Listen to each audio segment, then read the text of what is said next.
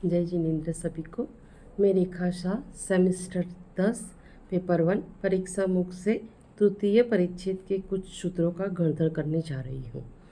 सूत्र है 28, 29, 33, 40 और 42 से 52 तक के। परीक्षा मुख ग्रंथ जी आचार्य माणक्य नंदी जी के द्वारा रचित है। आचार्य श्री 1000 ईस्वी सदी के उत्तरार्ध में विद्यमान थे। ये ग्रंथ जैन न्याय का प्रथम सूत्र ग्रंथ है। इस ग्रंथ की टीका विद्वान रत्न डॉक्टर शुद्धात्म प्रभा जी टडैया के द्वारा सरल और सुबोध हिंदी टीका परीक्षामुख प्रवेशिका है।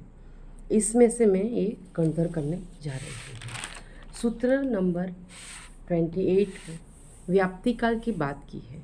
व्याप्ति काल जिस समय व्याप्ति बनती है उसे व्याप्ति काल कहते हैं।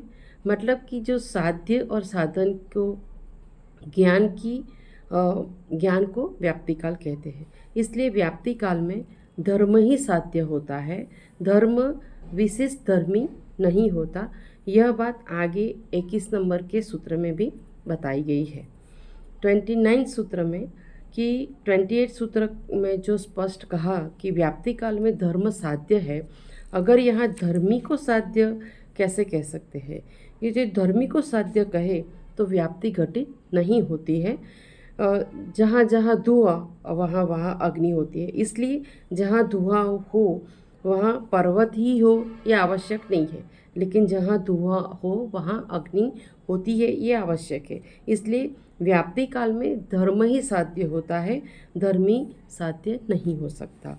सूत्र 33 में अनुमान की बात की है। वहाँ अनुमान के अंगों की बात की है, क्योंकि न्यायशास्त्र में 5 अंग बताए गए हैं। पक्ष, हेतु, उदाहरण, उपनयन और निगमन। पक्ष जो है, जो वादी सिद्ध करना चाहता है उसका जो साध्य है, जैसे कि नींबू की खटाई। अब जो हेतु है उसको साध्य के साथ अविनाभाव रूप से रहता है।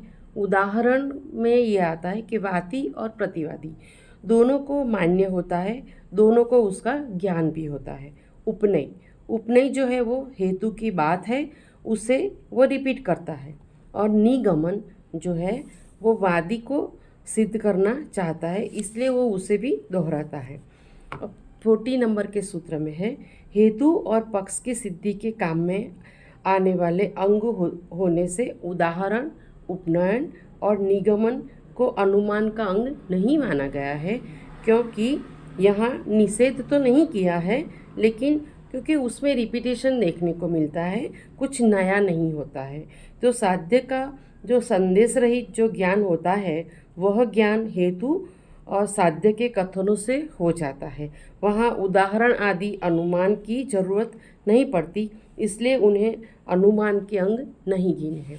अब सूत्र नंबर 42 से 52 तक की बात करें तो सूत्र 42 में कहा कि उदाहरण, उपनय, निगमन ये अनुमान के अंग नहीं है, ऐसा 40 नंबर के सूत्र में कहा, लेकिन उनका निषेध नहीं करा है, क्योंकि ये 3 अंग जो कथनचित उपयोगी है, कथनचित अनुपयोगी है।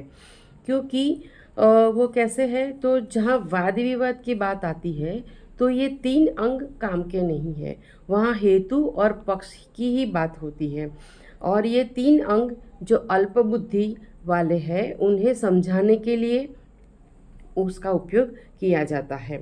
ये तीनों अंग का उपयोग वहाँ होता है, क्योंकि वाद विवाद विद्वानों के बीच होता है, अल्प बुद्धि वालों के बीच में नहीं होता। इसलिए उनको समझाने के लिए ये 3 अंगों का ज़रूरत पड़ती है। इसलिए जैन दर्शन जो कि अनेकांतवादी दर्शन है, सर्वथा एकांत का समर्थन जैन दर्शन नहीं करता है। सूत्र 43, 44 और 45 में ये तीनों सूत्रों में दृष्टांत के 2 प्रकार अन्वय और व्यतिरेक बताकर उनका स्वरूप बताया है। जहाँ पर साध्य के साथ साधन की व्याप्ति बतलाई जाती है वहाँ अन्वय उदाहरण माना जाता है कि जहाँ धुआं होता है वहाँ अग्नि होती ही है, और जहाँ पर साध्य का अभाव होने से साधन का भी अभाव हो वहाँ व्यतिरेक दृष्टांत बताया गया है कि जहाँ अग्नि नहीं होती तो वहाँ धुआं भी नहीं होता। अब 46 नंबर के सूत्र में बताया है कि उपनय अनुमान का स्वरूप बताते हुए कहा है कि जो हेतु को दोहराता है, जो बात हेतु में होती है वही बात को वो रिपीट करता है। 47 नंबर के सूत्र में निगमन की बात की है, तो निगमन का स्वरूप बताते कहा है कि वो प्रतिज्ञा जो है, जो पक्ष है उसको दोहराता है, जो वादी सिद्ध करना चाहता है उसे ही वो रिपीट करता है, कुछ उसमें नया नहीं होता। जैसे नींबू खट्टा है, लेकिन निगमन कहता है कि नींबू में खट्टापन है। अब 48 नंबर के सूत्र में कहा है कि जो पहले 5 अनुमान के अंग देखे, अब वो अनुमान के भेद की बात बताते हैं।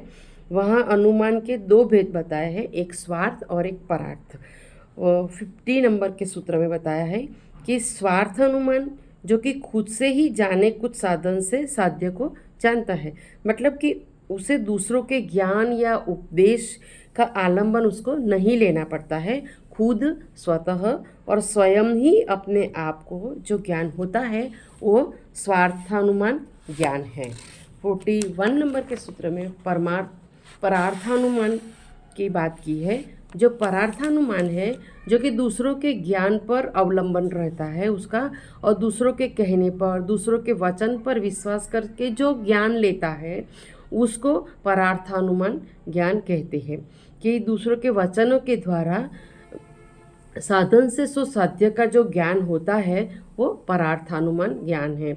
उदाहरण देखें तो कोई घटना बनती है, वहाँ सब दौड़ते हुए जा रहे हैं, कोई व्यक्ति है उसको नहीं पता है, लेकिन दूसरा कोई व्यक्ति उसे बताता है कि वहाँ ऐसी घटना बनी है, सब दौड़ के देखने के लिए जा रहे हैं। उस व्यक्ति को स्वयं नहीं पता, लेकिन दूसरे व्यक्ति के वचनों से और दूसरे व्यक्ति से कहने से उसको ज्ञात होता है, और उसका ज्ञान दूसरों के वचन से हुआ, इसलिए उसे परार्थानुमान ज्ञान कहते हैं। 52 नंबर के सूत्र में परार्थानुमान ज्ञान के बारे में विशेष बताया है कि वह जो वचन के द्वारा ज्ञान के कारण है वह व्यवहार से है, क्योंकि जिससे जाना उसने दूसरों को बताया, दूसरों से प्राप्त हुआ ज्ञान परार्थानुमान ज्ञान है, क्योंकि जानने से अज्ञान दूर होता है।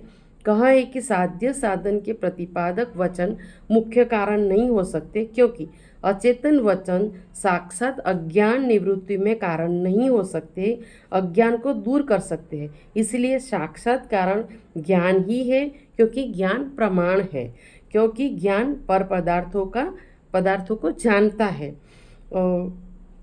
प्रकाशित कर सकता है, इसलिए ज्ञान ही मुख्य प्रमाण है। वचन और व्यवहार से हो सकते हैं लेकिन प्रमाण नहीं। इसलिए जैन दर्शन में ये स्पष्ट है कि ज्ञान ही मुख्य प्रमाण माना है। यहाँ देखें तो व्याप्तिकाल की बात हुई, अनुमानों की बात हुई, दृष्टांत जो 2 प्रकार के बताए, 5 प्रकार के अनुमान बताए, उनका भेद बताया, उनका स्वरूप बताया, स्वार्थ अनुमान के बारे में बात की, परमार्थ अनुमान बारे में बात यहाँ आचार्य श्री ने हमें बहुत अच्छी से कहा है, शुद्धात्मा प्रभा जी ने अच्छी से हमको समझाया है। जय जिनेंद्र।